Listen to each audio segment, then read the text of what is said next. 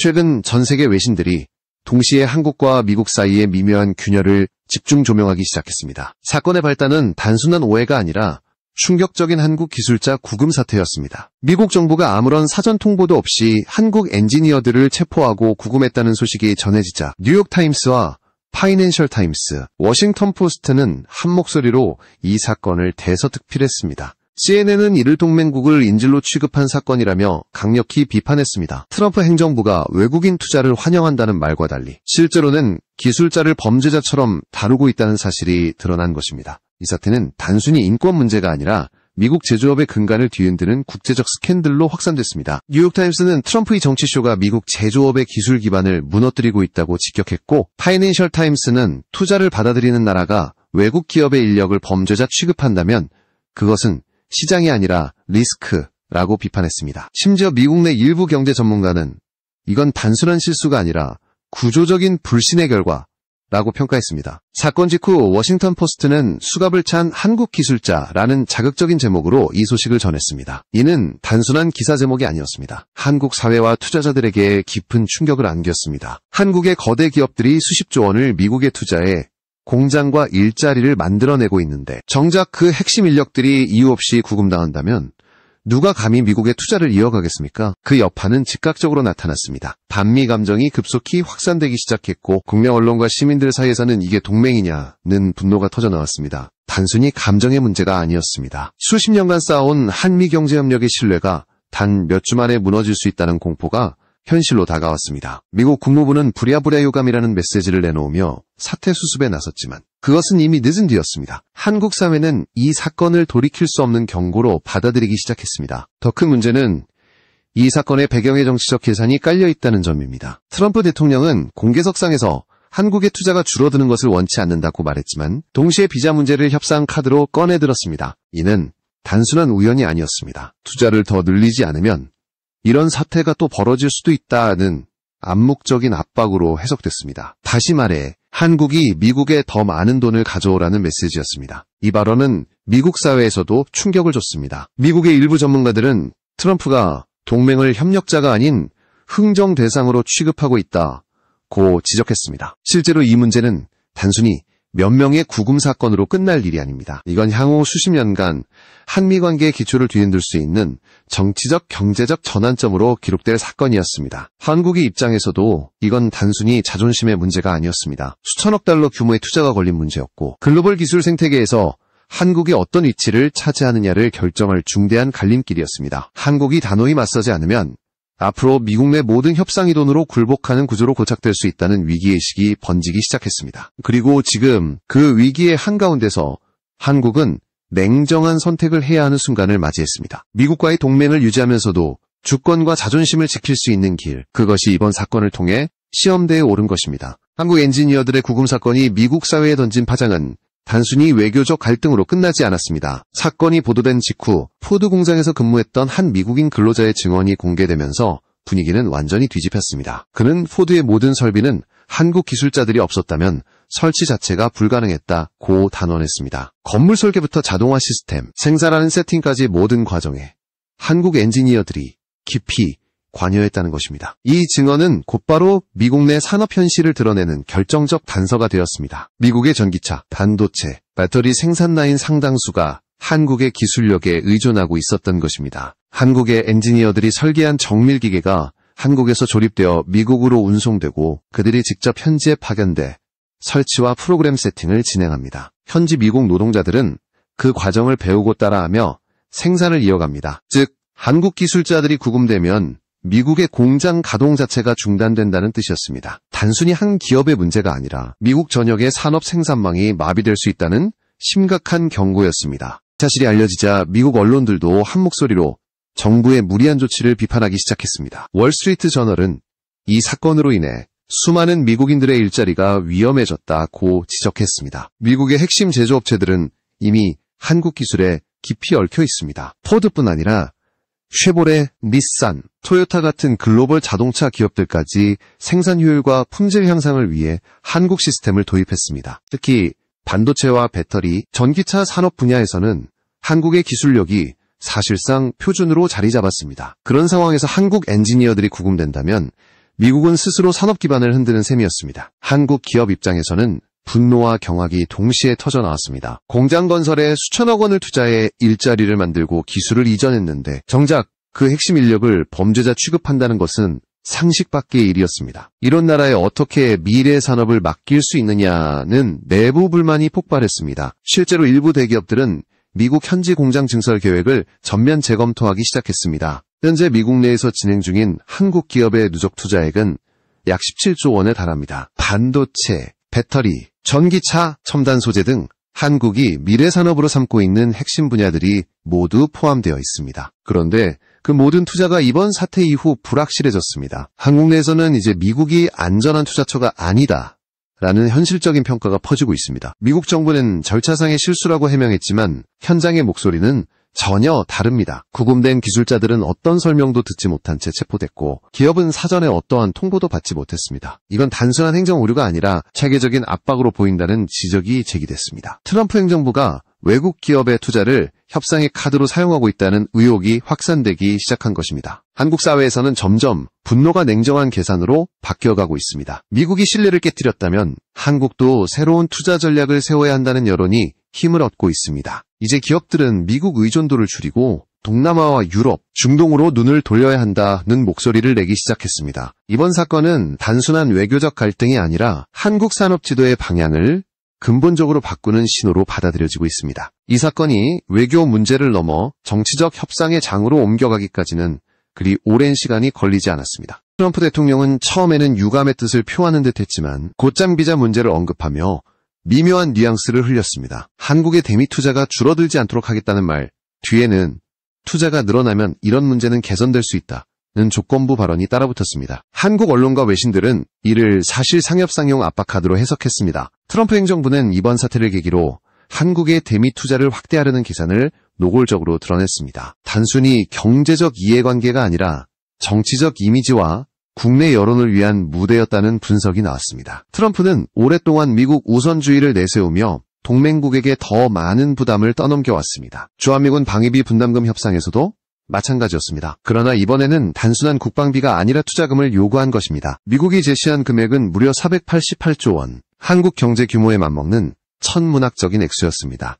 이는 단순한 투자 협상이 아니라 경제적 종속에 가까운 조건이었습니다. 한국 정부와 재계는 경악했습니다. 488조 원이라는 금액은 한 나라의 1년 예산에 맞먹는 규모로 현실적으로 불가능할 뿐 아니라 한국 경제 주권을 위협하는 요구였습니다. 흥미로운 점은 미국 내부에서도 이 협상 구조를 비판하는 목소리가 거세게 터져나왔다는 것입니다. CNN과 월스트리트 저널, 경제정책연구소 등은 이건 협상이 아니라 강탈이라고 지적했습니다. 미국 내 경제학자 딘 베이커는 트럼프의 제안은 위험과 비용은 한국이 지고 수익은 미국이 가져가는 불공정 구조라고 공개 비판했습니다. 실제로 협상안 초안에는 수익 분배 구조가 명시되어 있었습니다. 초기에는 한국과 미국이 수익을 절반씩 나누지만 투자금이 회수된 이후에는 미국이 90%, 한국이 10%만 가져가도록 되어 있었습니다. 즉, 한국은 모든 위험을 감수하면서도 실질적 이익은 거의 얻지 못하는 구조였습니다. 이러한 조건은 미국 내부에서도 비합리적이고 도덕적으로 잘못된 협상이라는 비판을 받았습니다. 이에 따라 한국 사회에서는 차라리 관세 25% 단기적으로는 손실이 있을 수 있지만 488조 원이라는 금액을 미국에 내는 것보다는 장기적으로 훨씬 이익이라는 분석이었습니다. 일부 전문가들은 관세는 다시 회복할 수 있지만 종속된 경제 구조는 되돌릴 수 없다고 강조했습니다. 트럼프 행정부는 이를 무시했습니다. 오히려 한국이 미국을 필요로 한다는 메시지를 연일 내세우며 압박을 강화했습니다. 그러나 이번에는 상황이 달랐습니다. 한국 내 여론이 냉정하게 돌아섰기 때문입니다. 우리가 잃을 게 많아도 이대로는 더 이상 굴복할 수 없다는 목소리가 커지고 있었습니다. 미국 내에서도 균열이 나타났습니다.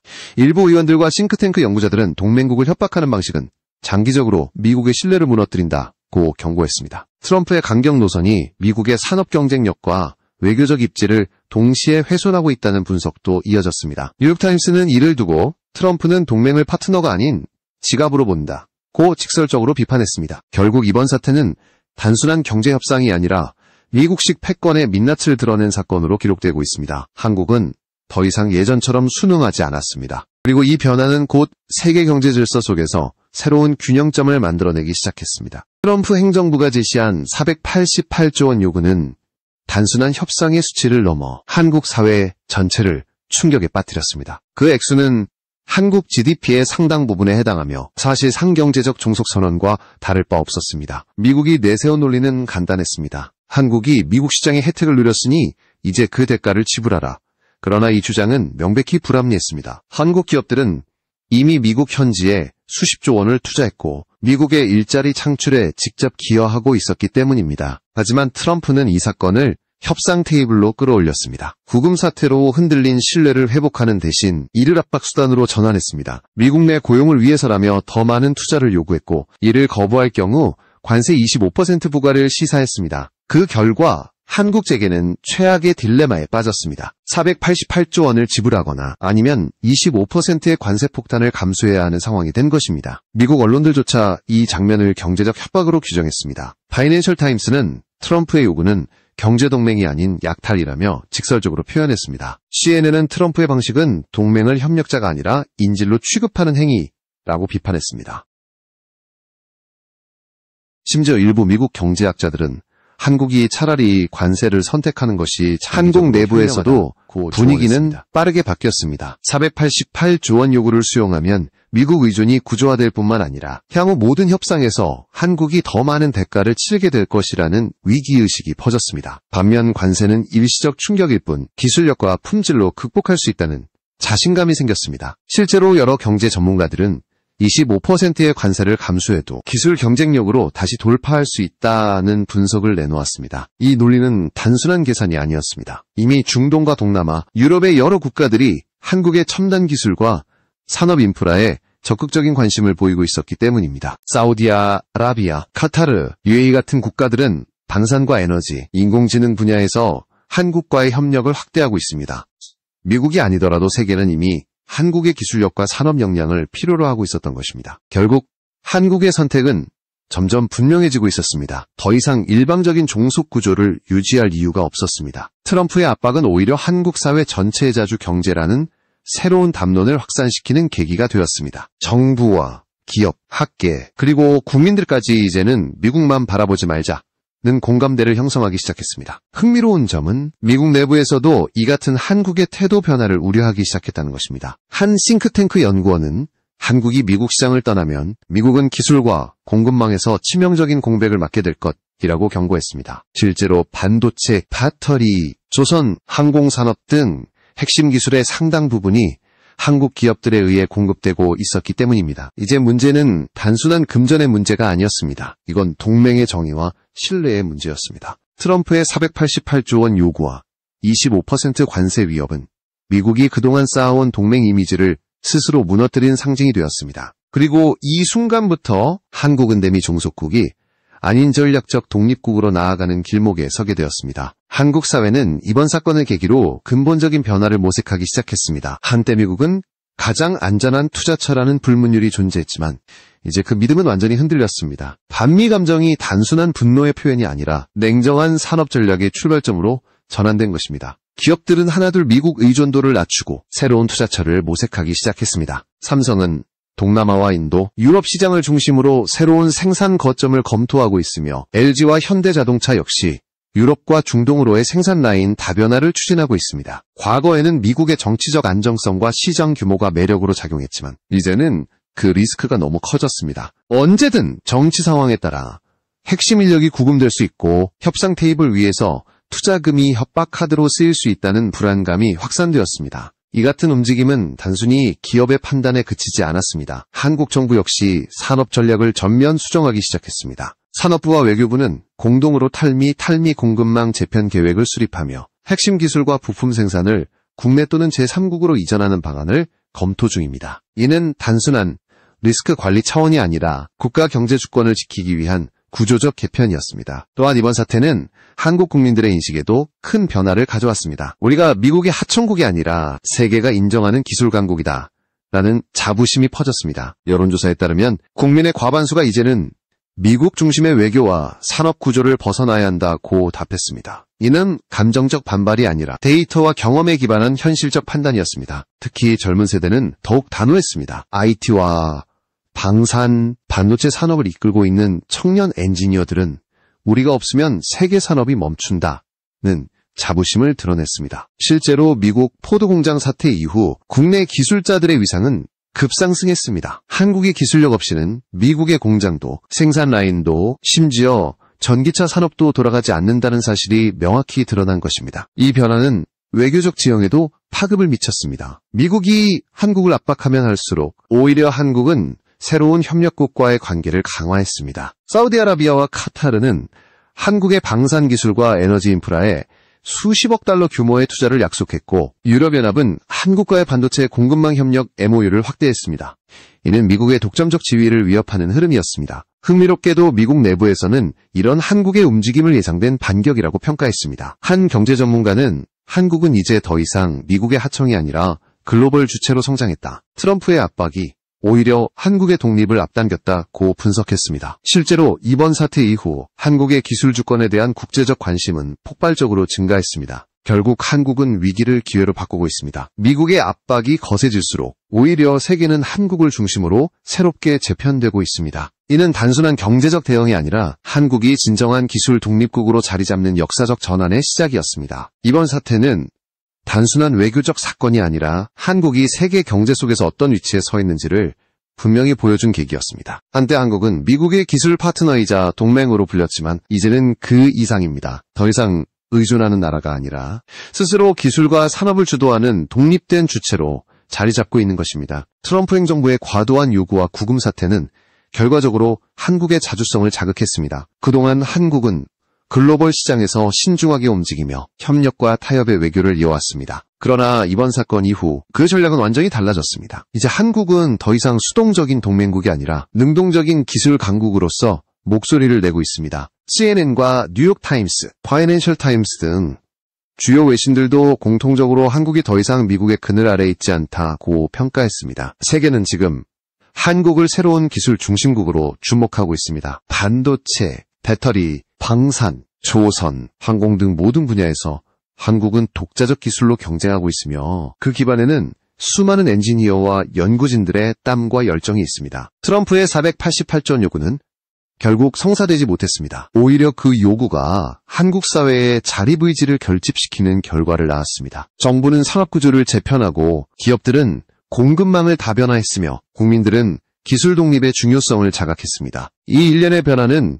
단순한 대응이 아니라 향후 수십 년간 한국 경제를 이끌 전략적 변곡점이 되었습니다. 한미 관계는 여전히 중요합니다. 그러나 그 관계의 본질은 이제 달라지고 있습니다. 과거에는 보호와 의존의 관계였다면 앞으로는 협력과 경쟁의 균형 구조로 바뀌어야 합니다. 진정한 동맹은 서로의 주권을 인정하고 공정한 파트너십을 기반으로 해야 합니다. 미국이 이를 받아들이지 못한다면 한국은 이미 다른 길을 선택할 준비가 되어 있습니다. 무엇보다 이번 사건은 한국 국민들에게 기술이 곧 주권이다라는 사실을 각인시켰습니다. 군사력보다 강한 힘은 기술력이며 외교보다 설득력 있는 것은 신뢰입니다. 한국은 그 신뢰를 잃지 않았습니다. 오히려 위기 속에서도 침착하게 대응하며 세계의 시선을 끌어당겼습니다. 이제 한국은 더 이상 과거의 그림자에 머물지 않습니다. 미국의 관세나 협박, 정치적 압박이 두렵지 않습니다. 기술과 산업, 그리고 국민의 의지가 있는 한 한국은 스스로 길을 개척할 수 있습니다. 그 길은 결코 쉽지 않겠지만 이번 사건이 증명했듯이 한국은 이미 그 첫 걸음을 내디뎠습니다. 결국 이번 한국 기술자 구금 사태는 위기이자 기회였습니다. 미국의 압박은 한국을 시험했지만 동시에 그 한계를 드러냈습니다. 반면 한국은 위기 속에서도 원칙과 자존심을 지켰고 그 과정에서 새로운 시대를 열었습니다. 세계는 지금 한국의 선택을 주목하고 있습니다. 그리고 그 선택은 분명합니다. 굴복이 아닌 자립, 의존이 아닌 혁신, 그리고 타협이 아닌 미래로 향하는 길입니다. 이제 역사는 묻고 있습니다. 한국은 어디로 갈 것인가? 그 답은 이미 명확합니다. 한국은 스스로의 힘으로 나아가며 더 이상 어떤 강대국의 명령도 따르지 않는 새로운 시대의 주역으로 서게 될 것입니다. 이것이 바로 이번 사건이 남긴 가장 큰 교훈이자 앞으로의 한국이 걸어갈